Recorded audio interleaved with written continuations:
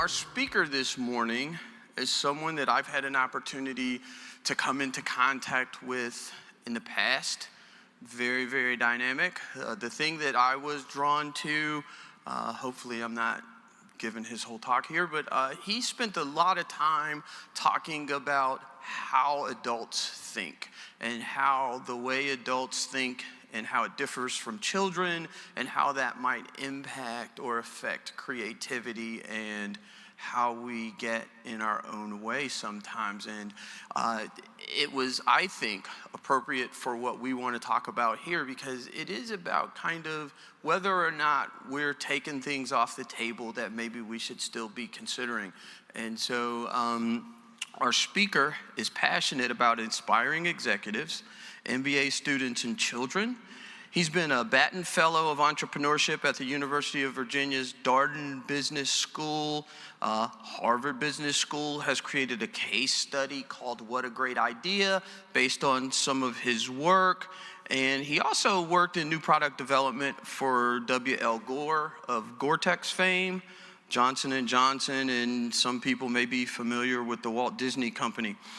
His latest creative adventure is founding WAGiLabs, a global social innovation incubator for kids. Ladies and gentlemen, please welcome to the stage Mr. Chic Thompson.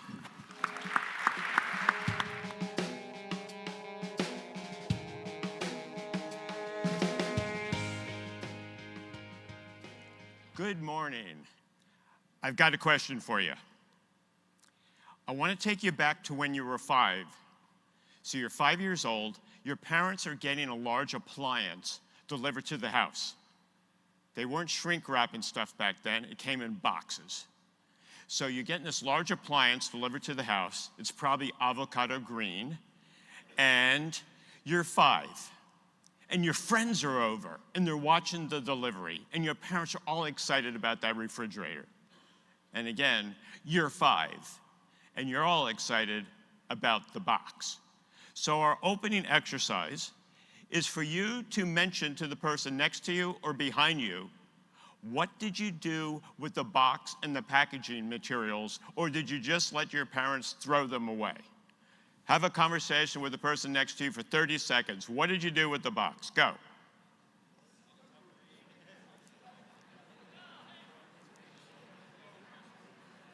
Okay. No matter whether you created a castle, a spaceship, a sled, a puppet show, you used a certain language when you were 5. And through my research, I've noticed this is the language of curiosity, and it all starts with, it's not a box, it's a. What a fascinating concept, because that is out-of-the-box thinking. And a box is a finite idea. It's not a box is an infinite idea. HBO, when they started many years ago, they knew this concept. It's not TV, it's HBO. So how do we apply it? Well, this morning, this is not a lecture. This is, hopefully, an opportunity to learn some questions that might spark your curiosity. Maybe to go and challenge those old rules of school that said that there was one right answer, because I believe there are second and third right answers. And maybe I'll be able to give you some ideas to jumpstart your brain. I'm not a neurologist, but I call it neurobics. Some exercises to jumpstart your brain. So let's get started. Einstein never ever said he was creative. He always just said he was curious, but he put a word in front of that. He said he was passionately curious. Einstein said, if the average person is looking for a needle in a haystack, they stop when they find the needle. He looked for everything in the haystack that could act like a needle. Isn't that the great analyst, the great researcher? Isn't that when we come home from work, ready to make dinner, open the refrigerator door and don't have all the ingredients we thought we were supposed to have to make dinner? You got to improvise. How about we're traveling this week? Did anybody wake up and go, I forgot this and I forgot this, so you're brushing your teeth with your finger? And For me, I so honor the teaching that my last ritual when I leave a hotel room is to put on my cufflinks and say a Lord's Prayer or something to set the day right. Well, a couple of years ago, I'm putting on my shirt, and I realized I didn't have cufflinks with me. So I don't think you can roll up a French cuff shirt very easily. It doesn't look right. So I figured I got 5 minutes. What can act like a cufflink? You're in a hotel room. Talk to the person next to you for 15 seconds. What could you borrow from a hotel room that could act like a cufflink? Go.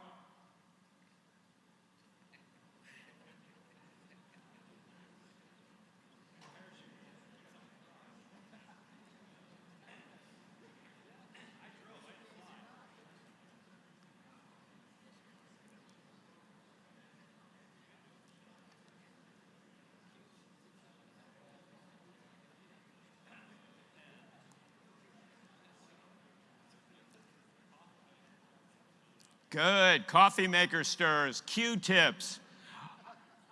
I unscrewed the dresser drawer knobs with my credit card. I put the dresser drawer knobs on. I went across the highway to run my brainstorm, and my client came up to me at break and he goes, "Everybody's talking. Those are the largest cufflinks we've ever seen." And I said, "No, they're dresser drawer knobs. I forgot my." And they still talk today. It's been 5 years. When they have resource constraints, they go, "Remember those cufflinks? Remember?" And the whole flight from Atlanta back to Charlottesville, I felt 5.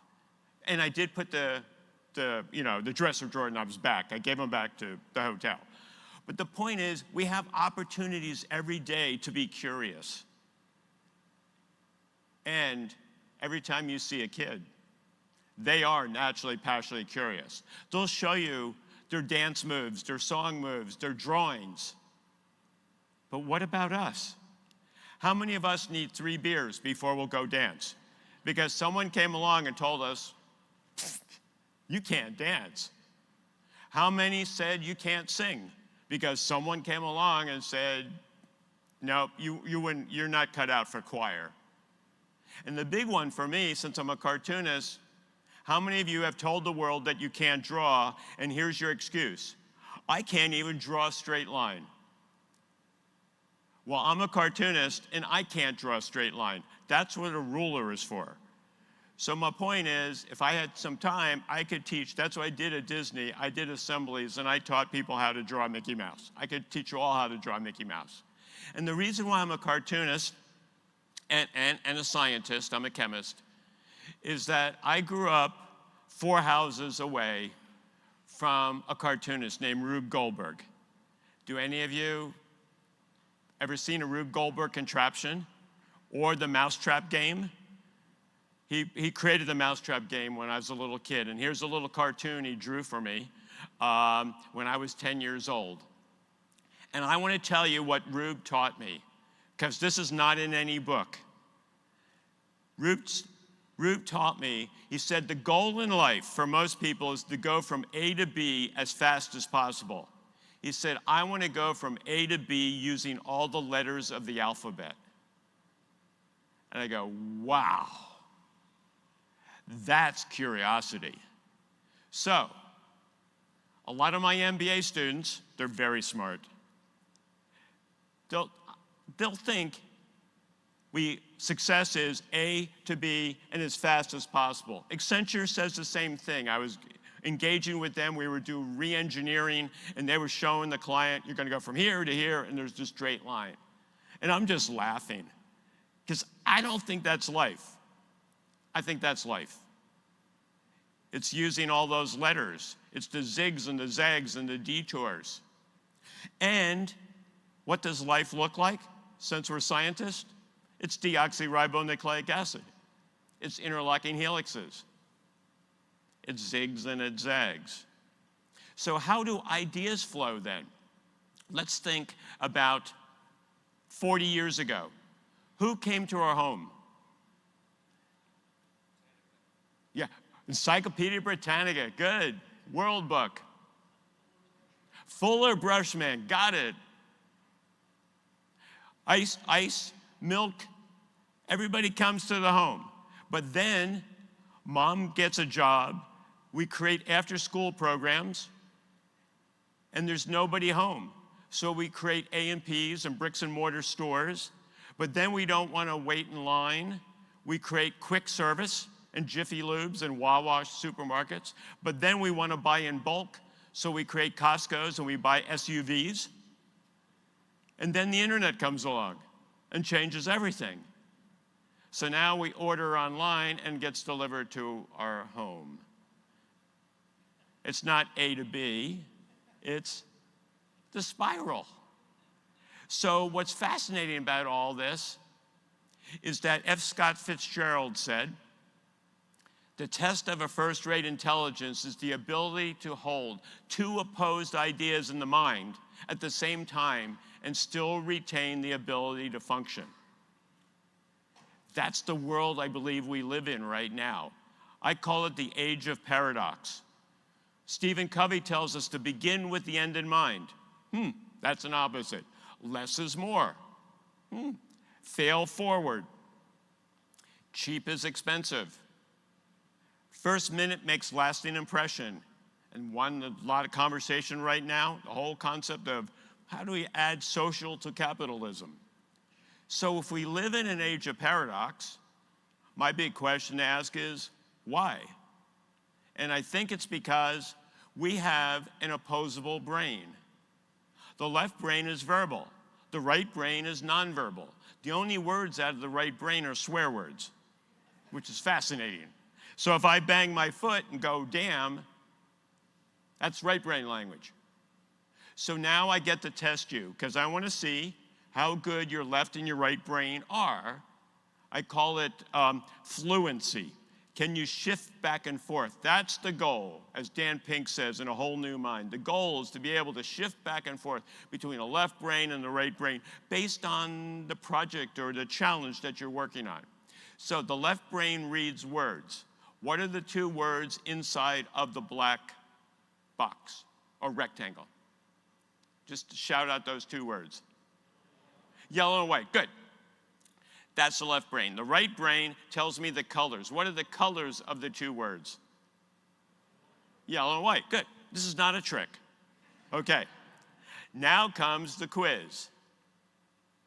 Okay, now I'm going to talk about a little later. I also teach elementary school in Ghana, Nigeria, inner city Chicago with WAGiLabs. And when I put this exercise for the kids can read the words left to right and top down in 13 fingers. So I want to see how fast you can read the words left to right and top down out loud. Just do it out loud, just the words using the left side of your brain. And I know you want to be faster than a 5th grader.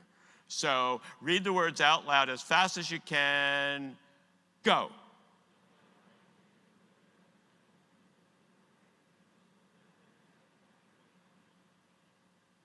Great, 7 fingers. You're faster than the 5th grader. Now for your brain to be in balance, you have to read the colors left to right, top down in 7 fingers. Because the kids are 13 and 13 fingers. So get ready to read the colors now. This is using your right creative side of your brain. Read the colors, not the words, left to right, top down. Get ready, go.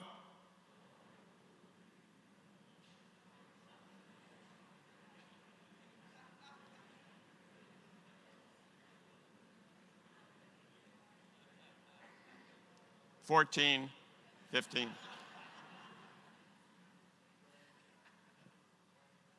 $23, $24. So what's going on? Your brain has lateralized, and the left analytical side of your brain is smoking. The right side of the brain has atrophied. I call it mental sweatpants. Is that the right side of your brain just doesn't get used, so it's just put on those sweatpants, and it's just sort of like us in February when you got those sweatpants on 24/7 and the sweatshirt and the hat and the whole thing, and you go, gosh, I need a cup of coffee. Gosh, I don't have any energy. You think you're working out, but you're not. You're just in sweatpants. So Look at this logo.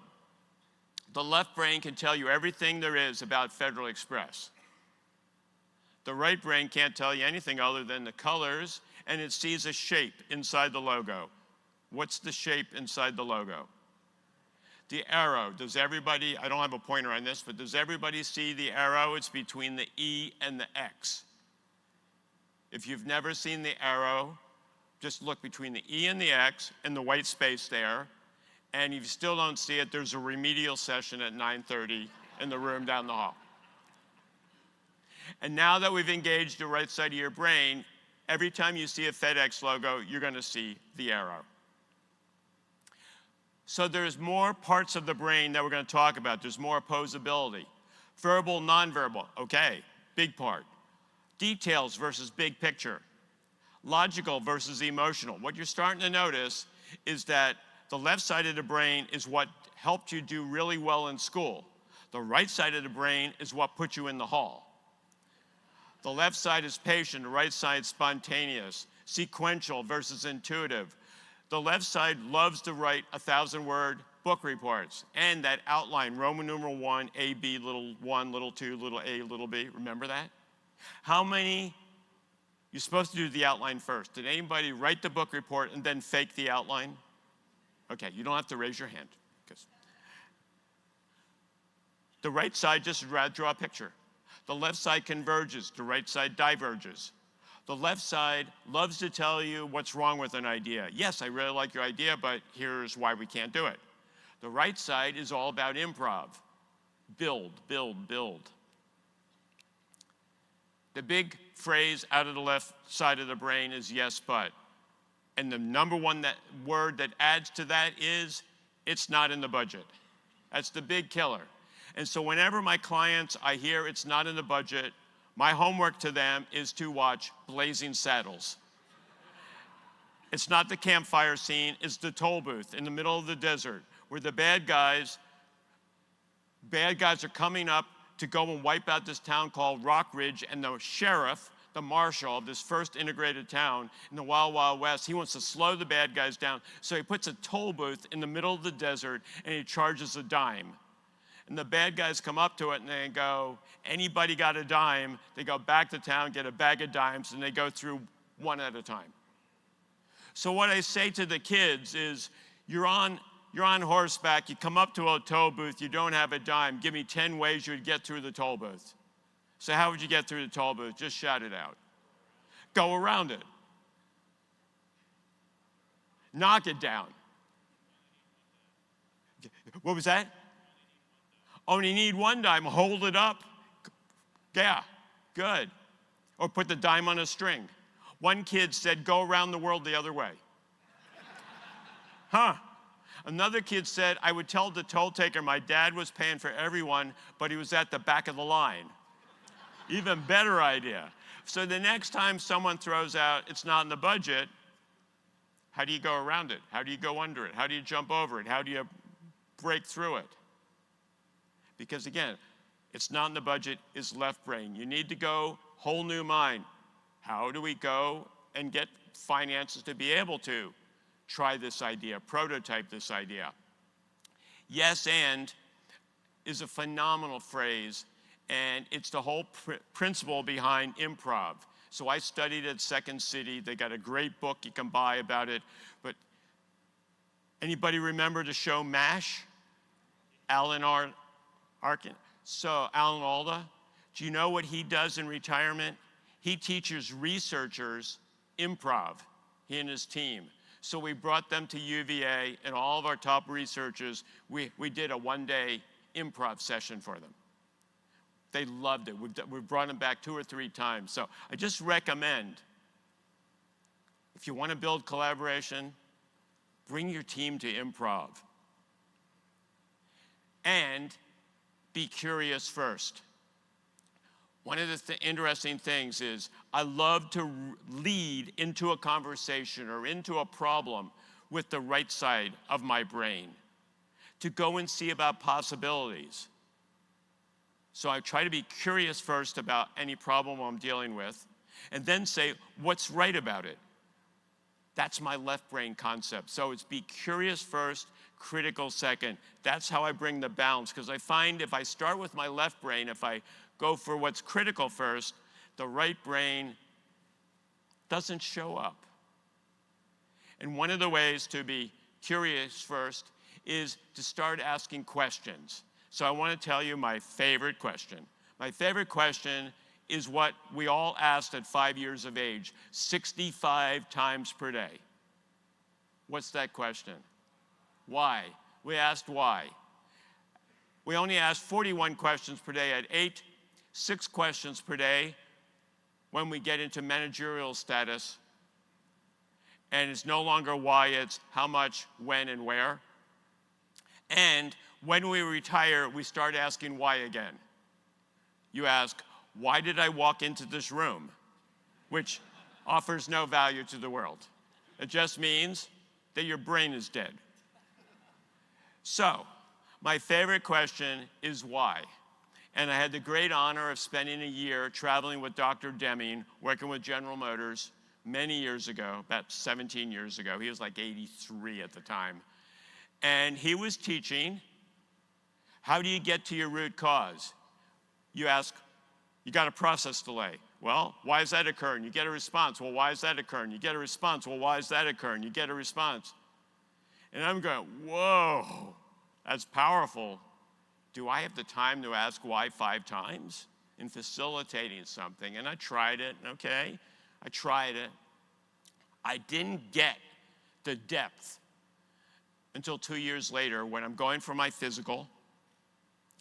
I go into my doctor of 20 years and I say, Dr. Ogie, I've stopped running. I've stopped playing tennis. My bones hurt.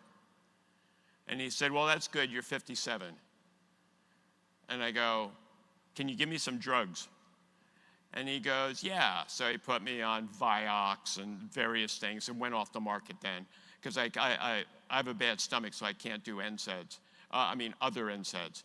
And it didn't really help. And then my back fractured, compression fracture. And I'm going, whoa, something's wrong. And I just hurt. And I go, why? Well, I have a bad gut, malabsorption. Okay. What do they put on when my gut flares up my whole life? Prednisone. Prednisone is a steroid. What does that do to bones? It eats them. Huh. Whoa, bad gut, malabsorption. Kept going, kept digging. So I said, could I have osteoporosis? So I went to Dr. Ogie and I said, you know, I think I want to get checked for osteoporosis. I hear there's a scan called a DEXA scan. I need a script for it. And he said, Chic, you've become a hypochondriac. Men don't get osteoporosis. And I go, why? And he goes, because they high levels of testosterone. Whoa, there's another question. What's my level of testosterone? So I got sent to an endocrinologist. I got my testosterone checked. It was very low. And then I said, I want a DEXA scan. Fortunately, the endocrinologist was a female. And she said, yeah, here, go and get it. I had to go to UVA Women's Health to get the DEXA scan. I walk in and they go, so where's your wife? And I'm going, no, it's for me. And they go, we don't do men. I go, I got a script here that says I could do men. So they go, well, we got to recalibrate the machine. I had the bone density of an 87-year-old man. I've been on 100% disability now for 14 years. I get treated like a cancer patient. I get an infusion of reclassed. And I don't have any improvement. I don't get worse. And you know what they told me? If I hadn't caught it, nobody would. And my internist actually, when he heard about it, called me, and I could tell he had tears in his eyes. And he said, I'm so sorry I missed it. So Dr. Deming up there in the sky, thank you. I would be in a wheelchair in a nursing home if I hadn't learned the 5 whys. So I challenge you, if you have a challenge, if your child has a challenge, why? You get a response. Why? Why is a caustic term, so just use it inside your head. But get deep, dig deep. Now, questions. They follow the same continuum as the number of times per day you laugh. Isn't that fascinating? We laugh 113 times per day at 5, and at 44, we only laugh 11 times per day. And I had a partner at Booz Allen challenge me, and he goes, 11 times per day? That's a lot. My point is, I've learned a lot recently. I've partnered in my nonprofit, WAGiLabs. I partnered with Operation Smile because one of my best friends started Operation Smile, Dr. Bill McGee. Is a plastic surgeon. We're both severely dyslexic. And Bill McGee has taught me the power of laughter and the smile. When they've done 400,000 free cleft palate operations around the world. And he says, when we do a cleft palate operation on that child, the whole community smiles. And he told me, the research shows that when we get into our mid-40s, our face becomes terminally serious. We stop smiling. He says, you can tell. Even the DMV says you can't, on the passport, you can't smile on your photo. You go, okay. So I'm going, wow. But if you apply that to, if you're stuck on a problem, do you know what integrates both hemispheres of the brain? The smile. The smile integrates both hemispheres of the brain. So my goal is that you smile 11 times, 15 times, or more per day. So how do I get you to do that? Well, I got a trick. Does anybody have a watch on? Okay. I want you to put that watch on your other arm just for today. And I know how to make you feel guilty if you don't want to do this. Because when I would walk into theme parks and I wanted people to move in Disneyland or Disney World and they didn't want to move, I would always say, please, do it for Mickey. So I want you to move your watch for Mickey. Put your watch on your other arm. If you don't have a watch on, you said, thank God I don't have a watch on. Move a piece of jewelry. And what I want you to do, or move your cell phone to another pocket or a wallet to another cheek, like George Costanza. And what I want you to do is, when you go to look to tell the time, you're probably going to look at your wrong arm. Put a smile on your face. That's my technique. And you know, when we're at a day of training, we normally look at our watch 6 to 10 times per day. So maybe we'll get a couple more smiles out of you. And maybe if you're having a bad day, or maybe when I go to the airport in Cincinnati, since my flight was delayed coming in, I bet you when I go to the airport, it's gonna be another 1 hour delay. So I will put since I don't wear a watch, I'll put my smartphone into the other pocket. Thank you. So what's very interesting is that creativity follows this same curve. Isn't that fascinating? Your creativity flows, and by the time we're 44, it's at its all-time low. So maybe by asking more questions, maybe by laughing, maybe it will jumpstart our creativity. And why does the creativity go down? Because when we went to school, how many right answers were there for quiz question number 1? 1. Who told us the right answer? The teacher. Where did the teacher look up the right answer? There was the teacher's edition. And did anybody here get criticized for looking at the ceiling? Isn't that fascinating? The teachers used to say the answers aren't on the ceiling. Guess what? That's where the questions are. And you're supposed to keep your eyes on your own paper. So no wonder we didn't learn to collaborate. So I want to take you back to school. This is a quiz question that I had in 5th grade, and we still teach it today. And the quiz question is, how many squares are there? I'm going to put on a little music. I want you to count the squares. Go. Squares have 4 equal sides, so the blue is not a square. That's a rectangle.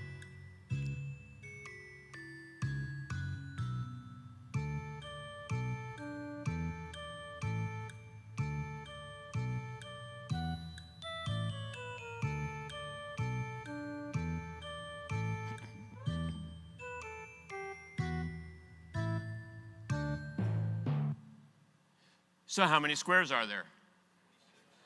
22, 25, 26, 27, 29, 30. Good. Do you want to know what the right answer in the back of the McGraw-Hill textbook for 5th grade is? 16. I wrote to them. They said, you're not supposed to learn that there's more until 10th grade. In 10th grade, there's a formula you learn. The sum of 4 squared plus 3 squared plus 2 squared plus 1 squared. I think it's called factorial. In 10th grade, you learn the right answer is 30. So I thought the answer was 30. You're feeling good, you got 30. So I teach in elementary schools, I mentioned in Ghana and Nigeria, so I teach a lot over Skype when I'm for my component. We have teachers there on site, but when I'm teaching. So I was teaching some of this exercise. I put these squares up, and I'm in Accra, Ghana, 5th grade class. The kids are around 9, 10, and a little girl says, Mr. Thompson, what about the pixels? I said, what about the pixels? And she said, we just learned last week that all lines on computers are composed of pixels and pixels are square. I said, okay. And another kid said, so Mr. Thompson, how many pixels are there? And another kid said, no, you got to figure out the resolution on the monitor. What kind of monitor do you have, Mr. Thompson? And I go, I don't know. I got a MacBook Pro. And then a kid told me what my resolution was. And then another kid challenged me and he said, can you do 3D on your computer? And I go, I do not know. And he said, I think you do. I think it comes bundled. And, you know, it's in one of those programs. So, okay. And then he said, so how many pixels are there in the 3D model? And I said, I have a friend at NASA that's a mathematician, and I'm going to write him an email and ask him. So he then did a formula for me, and I sent it to the kids. They put it on their wall. To me, that's what learning is all about. Do you see that there's a second right answer? You're looking at your problem from a different perspective. So my goal is to recreate the future by challenging those rules of school. It's the exact opposite. Always look for a second right answer. How do you do that? You look from a different perspective. How do you do that? You challenge yourself that the answer is different this year. That's what Einstein used to say to his physics students. He would give the same final exam in second-year physics as he did in first-year physics. And his students would say, Dr. Einstein, we already had this test. And he said, I know, but the answers are different this year. Wow. The questions are on the ceiling, and collaboration is key. My favorite phrase to hear is, it'll never work. Because that's when I know there's a blind spot that I can help my client with. That's where there's less competition. That's where there's less cost of entry. So I want to tell you my favorite, it'll never work. It's 1994, I'm with Pepsi, running a brainstorm, and they said, all of our research shows that people in America want stuff clear to drink. And I said, yeah, it's called water. And they said, we would never, ever sell water. I'm going, why not? They said, because one of our components and it would cannibalize on our sales. Okay. So they decided to create a clear clear drink. And they didn't change anything else, they just made it clear. It did really well in blind taste test. Okay, that's a good test. Okay, and here is their slogan. You've never seen a taste like this. You never have seen it because they only lasted on the market for 3 months because Homer Simpson called it invisible cola and Jon Stewart called it crystal meth Pepsi. It came off the market and I get invited back 3-4 months later to run another brainstorm. They go, okay, I think we will create that water. Yeah, and let's like give it an Italian name, you know, like Aquafina or something. And then, so we're starting to do some more about the brainstorming, and I'm saying, we need a big drink. And so The most popular bottled water in 1994 was called Perrier. Came in that green bottle. Remember that? So, cool. 85% of the water market was Perrier. The other big thing in 1994 is Starbucks. And they just opened their first store outside of Seattle in New York City. So I said, okay, here's the smash up. When I brainstorm, I smash up 3 things to create something. So, what if we smashed up Starbucks, coffee, Pepsi, distribution, Perrier, cool bottle, and we created Frappuccino. You didn't know that Frappuccino that you buy in the bottle is made by Pepsi, because we weren't allowed to tell it until 5 years ago. It's the most popular drink and a case study was just written about that brainstorm because that has generated a $2 billion industry.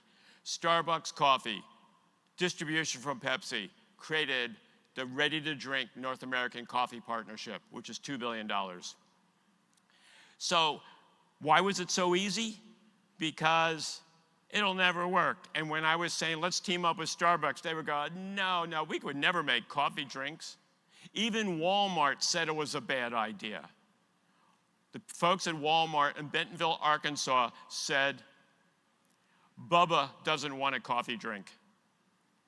And my response back was, Mrs. Bubba does. The #1 person buys Frappuccino, women. And the #1 vendor, Walmart, Sam's Club. So why do we have these blind spots? Well, 1, because we got that mental sweatpants going on the right side of the brain. So how do we go and jumpstart our brain? I'm going to give you a couple little techniques. Just try 1, 2. Drive to and from work a different way. Actually, it will be safer in your drive. Use the mouse with your other hand for 1 week. And then the next week, that hand. And then that hand. And you go, that's ridiculous. And I'm saying, you ever seen Karate Kid? Wax on, wax off. It's balance. Listen to a new radio or TV program. How many get in your car and push the button? 8 on 80s or whatever it is programmed for. What if you just spun the dial and listened to whatever comes up? Maybe the reason I'm divorced is because I love to cook and I always want to be in the present when I'm chopping my vegetables. So to stay in the present, I move my knives and my kitchen utensils every 3 months to a different drawer. It keeps my brain alive. When I'm in the grocery store, I walk different ways through the store when it's starting point. They know how you're going to go. Break the pattern. Start in the middle. When I'm in a doctor's office and I pick up a magazine, I look through it backwards. That keeps the right side of your brain alive. Because the right side of your brain isn't reading, it's gathering information, it's photographing.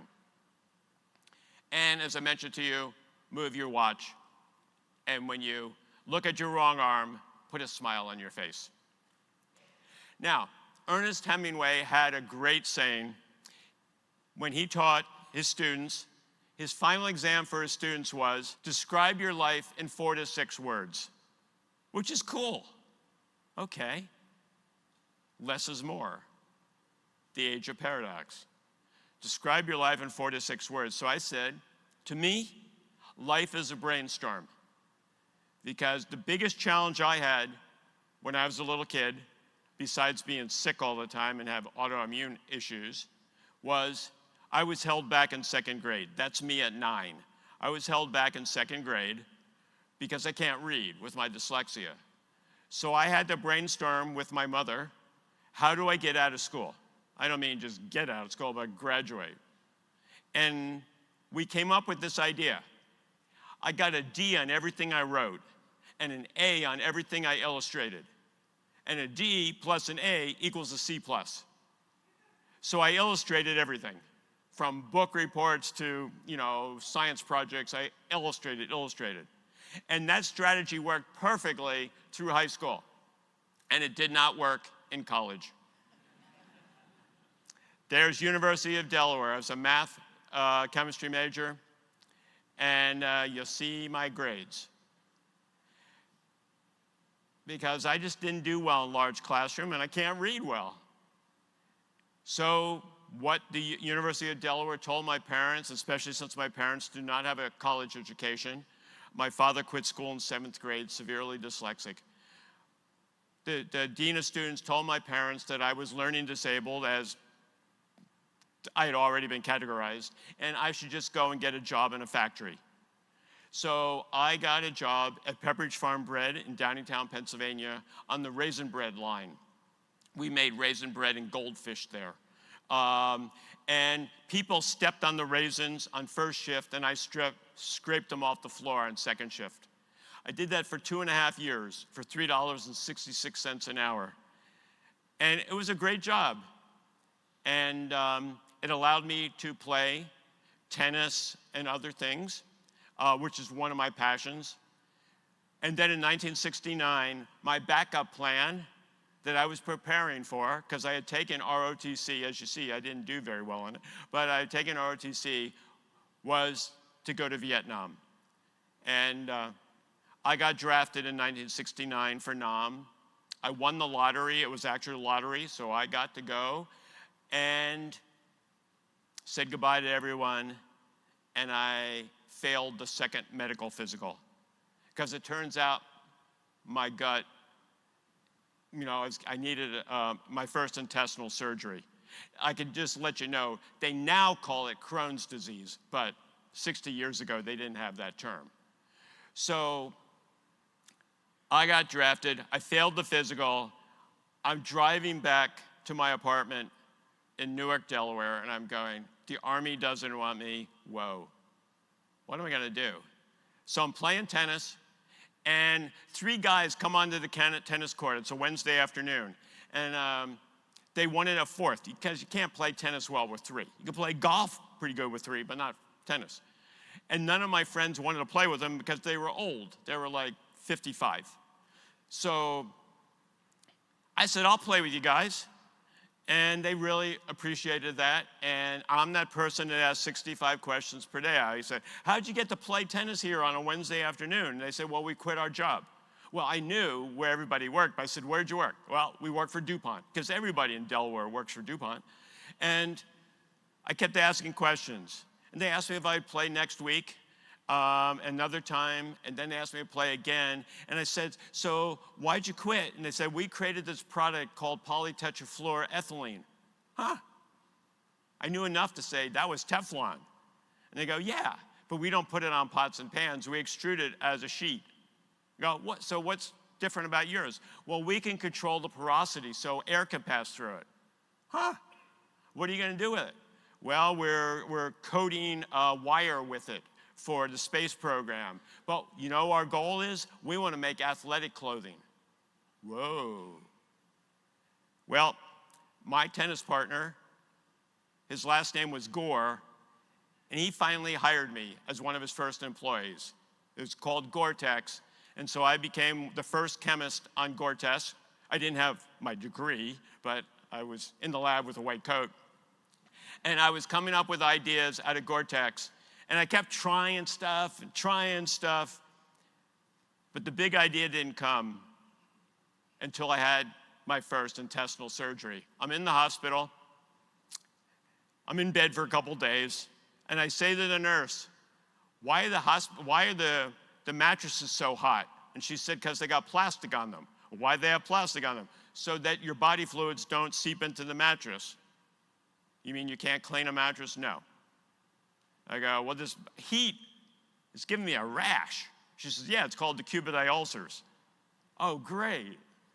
And she said, well, he's in your bedmate there over there, your roommate, he's in worse shape. He's got a broken back. I mean, he's getting them pretty bad. And we got to clean the wound and all that. And I'm going, whoa.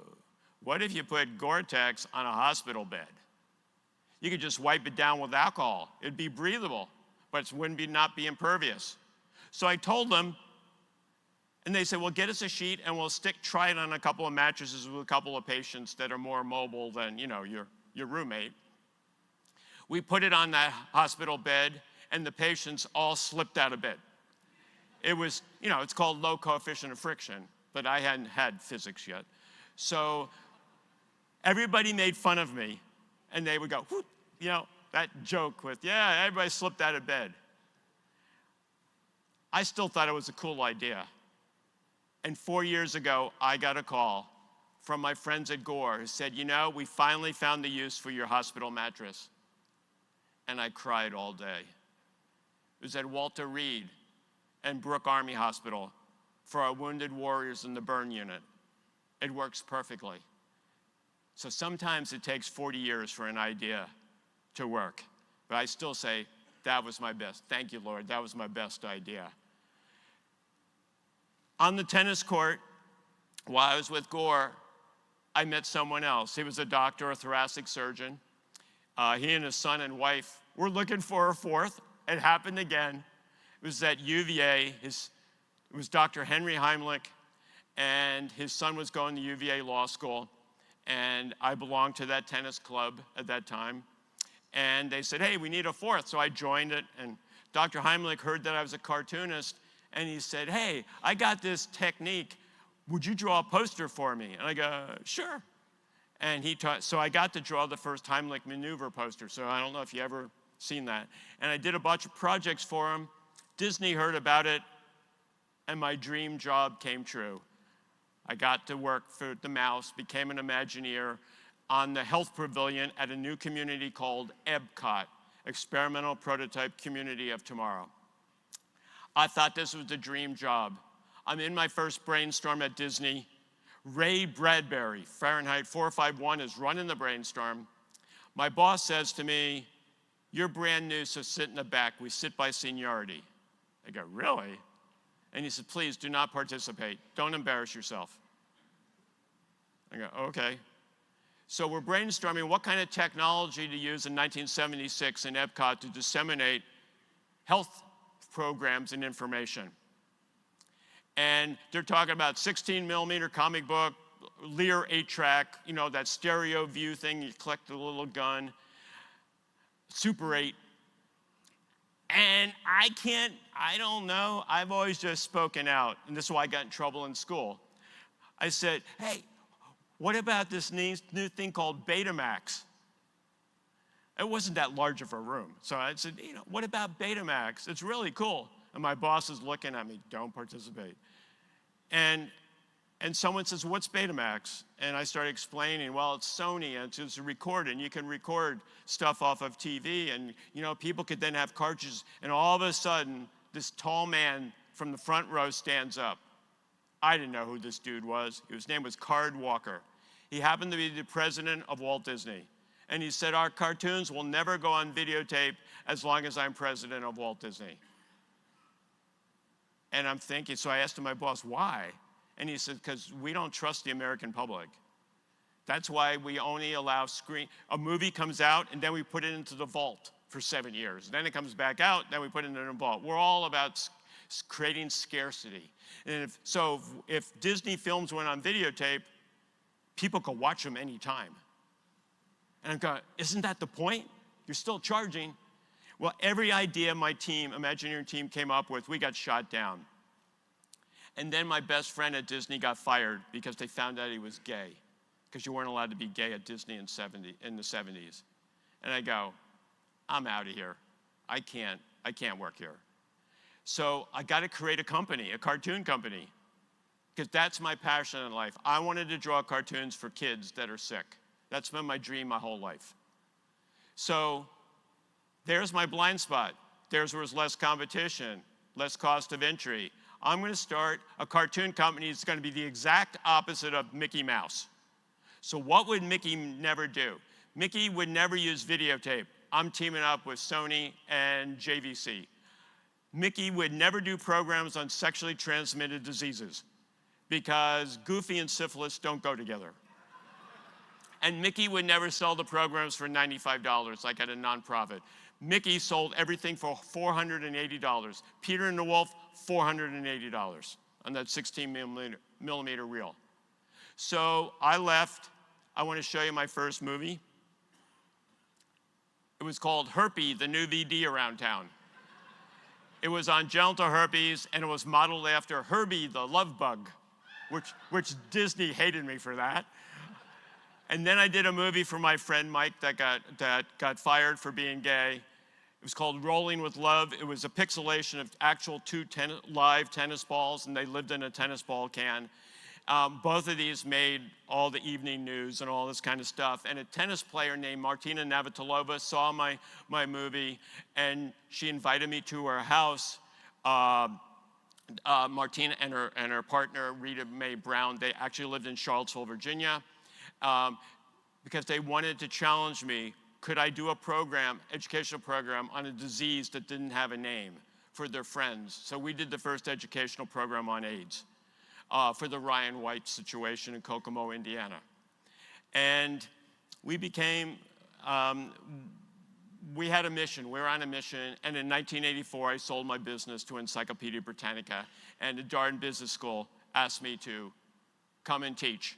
And they said, we want you to teach entrepreneurship. I said, I don't teach that, I teach creativity and curiosity. They go, well, we already have a course called Creating the Future, so you can't have two courses with create in it. So curiosity, that's too touchy-feely. So I got curious. So I put the word strategic in front of my course. It's called Strategic Curiosity, and that's been my course for 33 years. So if you're ever trying to sell an idea to someone, just put strategic in front of it. So I don't believe in luck. I believe in strategic curiosity. And how do you achieve that? There are 3 questions that can help you with strategic curiosity. 1, what is the result I want to achieve? And be specific. Oh, and also, you're going to get a copy of all these slides, so if you want them. I'm 100% open source. Number 2, why do you want to achieve this result? Be passionate. And then number 3, how are you going to achieve this and be bold? So many people start their problem solving with, how are we going to do that? I think you got to start with the what, and then the why, and then the how. And I believe you need to learn how to empower your opposites. Because Albert Einstein said this thing so powerful. This is my favorite Einstein quote. Any fool can make things bigger, more complex, and more violent. It takes a touch of genius and a lot of courage to move in the opposite direction. Wow. So, the next time you're doing a 2023 visioning exercise, and what do we want to look like? What if you thought in opposites as you're trying to come up with strategies? What would we never do to achieve that? And then ask, what's right about it? It's my favorite brainstorm. You start off with, what should we do? Or what can we do? Or what might we do? But then you take equal amount of time and say, what would we never do? And then, what's right about that? So, as I wrap up now, I want to tell you what the last 6 years have been like. At 65, perfect timing, my Crohn's flares up. I'm in the hospital. It's really bad this time. My doctor says, retire. I said, okay, I give in. I pray about it. I wasn't hearing anything back. So I go to my dean and I said, it's been fun. I retire. And he said, your favorite technique is, what would you never do? So, what would you never do in retirement? And I said, I would never teach elementary school. He said, why? And he said, because it's a petri dish, and with my autoimmune challenges, I'd be sick. And he said, so wear a face mask. I said, I can't go in, what I say, I'm Bubble Boy? And he picks up the phone, he says, I'm on the board of a Montessori school in Charlottesville. He calls up, while I'm there, he says to the headmistress, I have a faculty member that's coming over next week. He's going to give an assembly talk to your kids, and he's going to be wearing a face mask, and he's going to give a 1-hour talk on how to create big ideas. I go over, I give my talk with my face mask on, and at the end of the talk, a little girl comes up to me.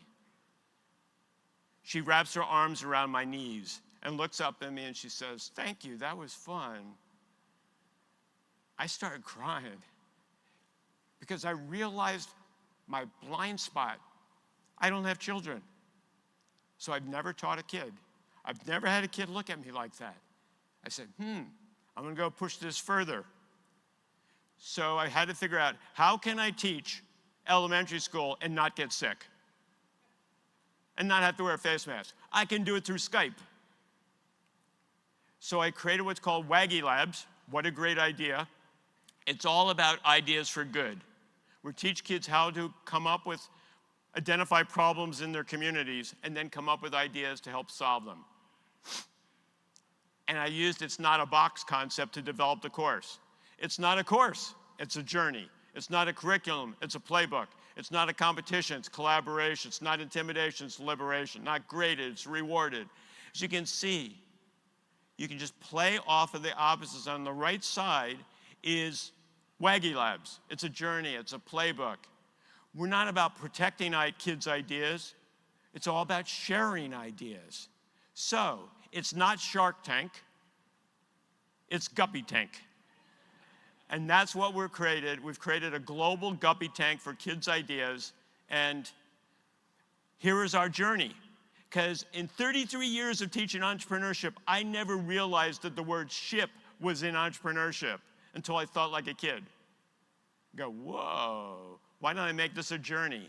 So we discover our passion, we become a detective, we uncover needs, we learn empathy, walk in. You take the kids through prototyping, the whole thing.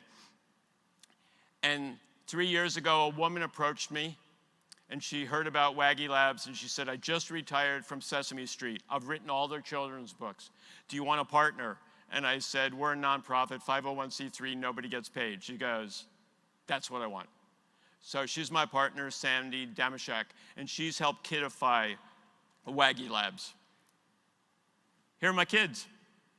This is what I see at 6 in the morning in Accra, Ghana. And I want to play for you a little video they just sent me. The kids identify community challenges.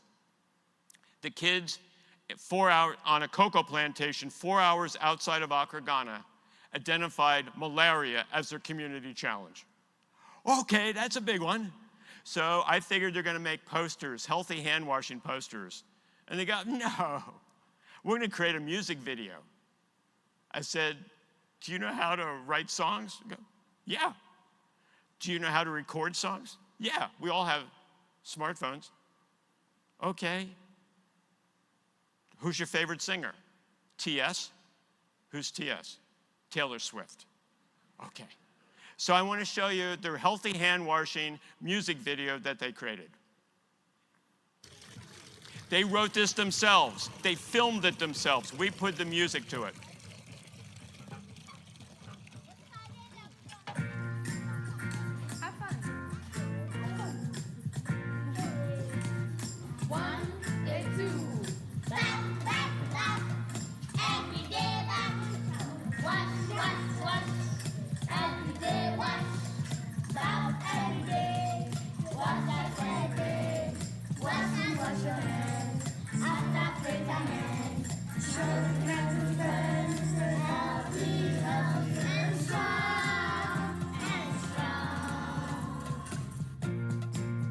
The community got involved.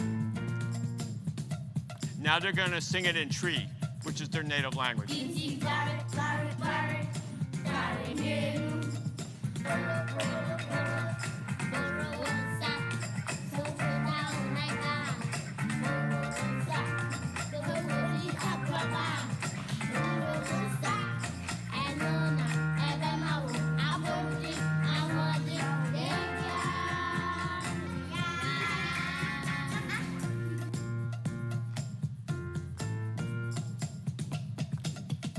This is their favorite part now.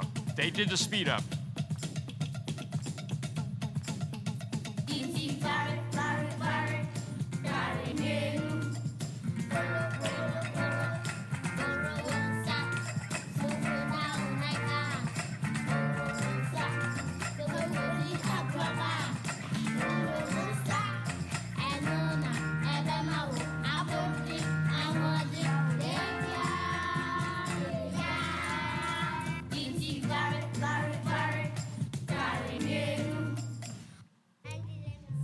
So there's their video, and Thank you, thank you. That's for the kids. The kids are now rock stars in Ghana. The Ghanaians are putting up roadside billboards for the kids, as you can see. And we found out it was $300 to put up 2 roadside billboards, so we sent them $300. My point is, this isn't where it stops. I was doing a police conference about 8 months ago where police commissioners were there. It was at the FBI Academy. And a guy came up to me at break and he goes, I want WAGiLabs in my town, my city. I go, okay. And he says, I want our kids to pen pal with those kids in Ghana. I go, okay. So what city? And he said, Chicago. It was Eddie Johnson, the police commissioner that's been in the news a lot recently, and he's retiring next month. So we put WAGiLabs in inner city Chicago, and those kids then are pen pals with the girls. And so you never know where these things are gonna go. We're in rural Virginia now, Bristol, Virginia. We're in Cumberland, Virginia. We're in Newport News, and the sheriff is involved with us. This is my toughest one. I've looked in the world, where's the toughest, most dangerous place in the world? It's this town in Nigeria. This is where Boko Haram is. So I said, we're not just going there, we're building a school. So there's the WAGiLabs school, first class for those kids. They've never been to school before. And here's the tough one, I don't know if I can say it. The kids found out that I don't have kids. They call me Daddy. And they told me that the ideas that they create are my grandkids. I go, wow. So at 65, I was retiring. I found my blind spot. I went to the opposite. I had no kids at 65. Now I have thousands. And it's just growing. So my challenge to you is a lot like what Robert Frost would say. When I was young, my teachers were the old. Now when I am old, my teachers are the young. I realized that's why I created WAGiLabs. So who's your teacher today? And how do you engage more with them? Teaching STEM, various things that you can then sharing with them. And the big question is, what's your never? And the way to find your never, see, there are 2,343 books on Amazon telling you how to find your passion. And I'm saying if any of those books work, there wouldn't need to be 2,343 books. I think if you follow your curiosity, you reveal your passion. And one of the ways to be curious is to say, what would I never do? What session would I never attend while I'm here for these couple of days? Where would I and my family never go on vacation? What course would I never take? What book would I never read? And come up with a list of 5 or 6 things you would never do, and then say, what's right about it? You'll be amazed. So for me, as I close, I do that every year. I have osteoporosis. I'm 120 pounds. I have a broken right arm from a fall, which doesn't heal because of the osteoporosis. What would I never do? I would never go to Gold's Gym and become a bodybuilder, right? Well, I have to work out. So I decided to go to UVA's gym where the football players are. And I have a workout partner that also specializes in learning physical therapy and all that, so he's really careful with me. He's 360 pounds, and when we chest butt, we're called the fly and the windshield, because they all think I'm getting squashed. But it's perfect. I'm learning about them, they're learning about me. I get to share in a different way. It's an audience, a population at UVA I've never taught. And my final story is my toughest. When I was 44, when I was terminally serious, my parents in a little town called Cape May, New Jersey, were retired on the water. And My father had cancer, and my mother had severe osteoporosis and COPD. They were 82, health wasn't good. I looked at my mother on Thanksgiving after the meal, and I said, "Mom, what do you want for Christmas?" And she said, "Nothing." So I pressured her, and she came up with a meat thermometer. My father wanted a wood burning kit for carving ducks. I'm going, great. I'm getting up from the table, and I call it a God whack. I got a whack. Like, that's not good enough. Use your technique. My parents have never seen me, what I do. But I think I shocked them. I said, "Mom, what would you never want for Christmas?" And just like that, she said, "A bikini." My father spit food out of his mouth. Because it was so serious, we started laughing. We made a list of 10 things we would never buy my mom and dad, like a computer, a new car, new house, on and on. Clothing, stuff like this. We put it on the refrigerator door, and for a couple weeks, they walked past it to get curious. And my mom said, "That computer is sort of interesting. Can you do genealogy with that?" And I go, "Well, yes, we could get you a phone modem." My mom finally admitted. She said, "Son, I'm on a walker. I can't go to the library. I can't do genealogy. If you got a computer, could you?" And I said, yeah, great. So this is 27 years ago. So I bought them a Hewlett-Packard 286 Vectra computer, modem, monitor. Now, I'm terminally serious. The first words out of my mouth when they sit down to the computer is, "Now, don't put your coffee cup there. If it spills, it will, really damage this." I was worried about surge suppressors. I wanted them to learn word processing on Christmas Day. My mother was worried about the wires and the cables. It didn't look fit like in the family room. At the end of the day, my mother asked me to move the computer to my bedroom. I did because I figured, God, this was a stupid idea. And why did I yell at my father for putting his coffee cup by the table? 4 months went by. My brother and I were just going, boy, that was a dumb idea. I got a letter in the mail from my father. My father had never, ever sent me a letter, but he typed one. And this is what hangs over my desk and has for 20-some years. "Dear Chic, we told all the neighbors at the New Year's Eve party in Cape May what a stupid present you bought us. Everybody agreed, 82-year-olds and a computer, no way. But the neighborhood kids heard about the computer. The kids came over and wanted to see it. My mother said, yeah, go on up and play with it. My mother got curious. My father got curious. It took 3.5 months. The kids taught my parents how to type me a letter, and they kept it a secret from me. They wanted to surprise me. My point, my father died the next month. I had to move my mother to assisted living. What do you think she wanted in her little living room? The computer, because then all the kids would come over and play. And the kids taught all the women in the nursing home how to order presents for them from Land's End and LL Bean. My point is, a meat thermometer is not good enough. So the next time you're trying to figure out what to buy someone for Christmas, what would you never get them? And then challenge and say what's right about it. In final closing, Plato said it best. I never read Plato, I heard this on NPR.